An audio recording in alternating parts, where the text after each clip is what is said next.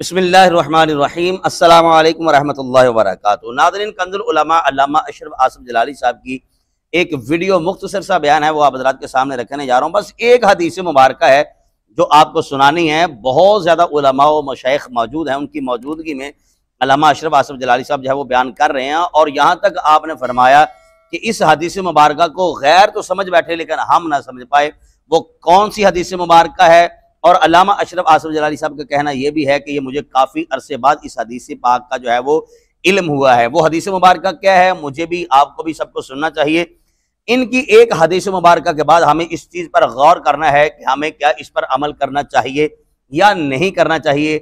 अगर हम अमल करेंगे तो क्या फ़ायदा होगा, अगर नहीं अमल करेंगे तो हमें क्या नुकसान हो रहा था, अब क्या हो रहा है, मज़ीद आइंदा क्या नुकसान हो सकता है। ये वीडियो वैसे काफ़ी वायरल हो भी चुकी है सोशल मीडिया पर, लेकिन जो अहबाब नहीं सुन सके, ये मैं उनके लिए वीडियो जो है वो के सामने रखने जा रहा हूँ।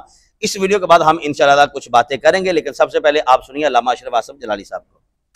मैं तो कहता हूं अगर 25 साल पहले मैंने ये हदीस पढ़ी होती तो मैं गली गली इसका पैगाम पहुंचा चुका होता, और आज की सूरत हाल ये ना होती कि रोजाना एक नए मसले पर हमें नया इंतजाम करना पड़े।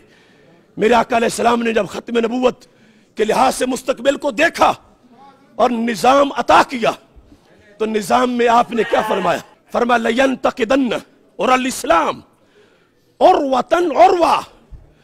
फरमाया एक एक करके इस्लाम के कड़े टूटेंगे, एक एक करके, क़यामत तक के हालात बताए। फरमाया मेरी उम्मत में तुम्हें बताता हूं, पहले ही ना टूटने दो ताकि आगे सब महफूज रहे।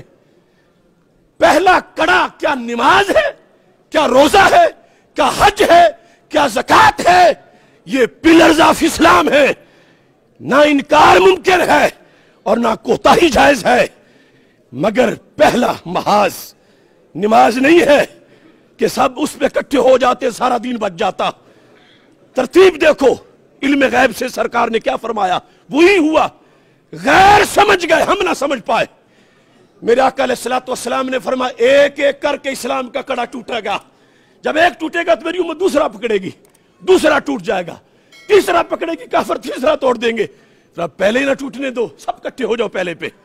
वो क्या है? लफ्ज सुनो, फरमा अव्वलहुन्ना नक़दन अल हुक्म। फरमा वो कड़ा जिससे पूरा दीन बचेगा, नमाज भी, रोजा भी, हज भी, ज़कात भी।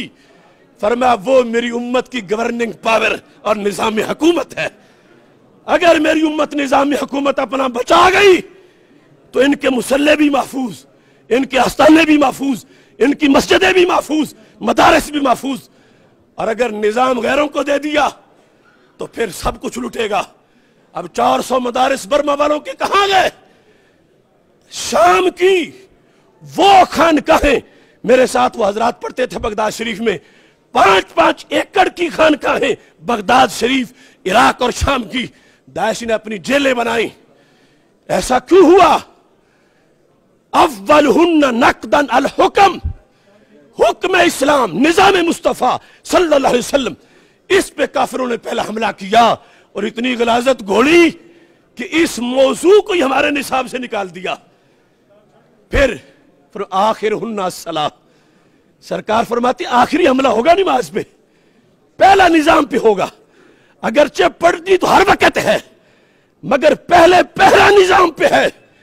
निजाम बदमाशों के लिए नहीं कि वो चलाए, निजाम डाकुओं के लिए नहीं वो चलाए, निजाम अमेरिका के लौंडों के लिए नहीं वो चलाए। निजाम वो है जो खिलाफत राशिदा की सीट पे पीछे बैठने वाले हो। ये अलमिया है। एक एक मसला आज उसकी हिफाजत के लिए हमें निकलना पड़ेगा। तो फिर फला व रब्बिका ला युमिनूना हत्ता युहक्किमूका, अल्लाह कसम उठा के कह रहा है, सबसे बड़ी कसम कि महबूब मुझे तेरे रब की कसम, वो मोमिन नहीं होंगे अगरचे नमाज पढ़े, अगरचे रोजा रखें, अगरचे हज करें, अगरचे ज़कात दें, अगरचे चिल्ले काटे, अगरचे वजीफा पढ़े, नहीं मोमिन। कब मोमिन होंगे? फरमा हत्ता युहक्किमूका, महबूब जब तुम्हारी हुकूमत ले आएंगे, मानेंगे तो फिर मोमिन है। ये है कुरान का पैगाम हमारे नाम। नाज़रीन, आपने किबला अल्लामा अशरफ आसिफ जलाली साहब की गुफ्तगू जो है वो समाअत की है। बस मैं यहाँ पर मज़ीद इतनी ही बात अर्ज़ करना चाहूँगा कि जो दूर हैं खुदा के लिए अब वो करीब हो जाए। अब बहुत नुकसान हो गया मुल्क पाकिस्तान का भी, हमारे मसलक का भी, और ये बात भी तयशुदा है कि जो आवाज़ अल्लामा अशरफ आसिफ जलाली साहब की सुनी जाती है, शायद किसी और की ऐसी आवाज़ नहीं सुनी जाती। आप ये नेट पर सर्च कर सकते हैं, इंडिया के मेन न्यूज़ चैनल पर खबरें चलती हैं अशरफ आसिफ जलाली साहब की, अमेरिका के मेन न्यूज़ चैनल वहाँ पर खबरें चलती हैं अल्लामा अशरफ आसिफ जलाली साहब की, क्योंकि इनकी आवाज़ में दमखम है। लोग इनके साथ चलना जो है वो पसंद करते हैं, इनको अपना कायद बनाकर इनकी पैरवी करते हुए चलना पसंद करते हैं। लेकिन मामला वहाँ पर ख़राब होता है जहाँ पर लोग हसद और बुग़्ज़ और कीने की आग में जल रहे होते हैं। मैं गुजारिश करूँगा कि खुदा के लिए अब ये वक्त है, मुल्क पाकिस्तान को तोड़िएगा नहीं, क्योंकि ये बात तयशुदा है। आप थोड़ा सा संजीदा होकर सोचिएगा तो आप मेरी बात से इत्तेफाक करेंगे। जितने भी मुल्क पाकिस्तान के दुश्मन हैं, इस्लाम के दुश्मन हैं, मुसलमानों के दुश्मन हैं, उन सब का एक ही मेन टारगेट है, वो है अल्लामा अशरफ आसिफ जलाली साहब। क्योंकि लोग जानते हैं कि इनकी आवाज़ सुनी जाती है, लोग लब्बैक कहते हुए इनके कंधे के सिकंधा मिलाकर जो है वो खड़े हो जाते हैं। इसलिए मेरी गुजारिश है कि ये जितना भी लोग जो है वो इनसे मुंह फेर कर खड़े हैं, या तो कोई अच्छी क़यादत खुद बना लें, अगर नहीं है तो फिर अल्लामा अशरफ आसिफ जलाली साहब जिंदाबाद हैं, इनके साथ कम से कम खड़े हो जाए, इनको सपोर्ट करें। माशाल्लाह ये आप जानते हैं कि हर मैदान में ये बात है शुदा, जो दयानतदार लोग हैं वो मेरी इस बात की तायद करेंगे, हर मैदान में चाहे वो मुल्क मिल्लत के लिहाज से हो या दीन इस्लाम के लिहाज से, चट्टान की तरह जो बंदा खड़ा है उसका नाम अल्लामा अशरफ आसिफ जलाली साहब है। कोई आपको ऐसा बंदा मुल्क पाकिस्तान में ऐसा शायद दूसरा नजर नहीं आएगा कि जिन्होंने इतनी इतनी सख्तियां और तकलीफें बर्दाश्त करने के बावजूद वो बंदा फिर भी ऐसे तनहा चट्टान की तरह खड़ा है। एक बंदा है यार, है तो इंसान। अब मुझे ध्यानदारी से बताइए वो किस किस के साथ कैसे कैसे चाहे वो मुकाबला करे।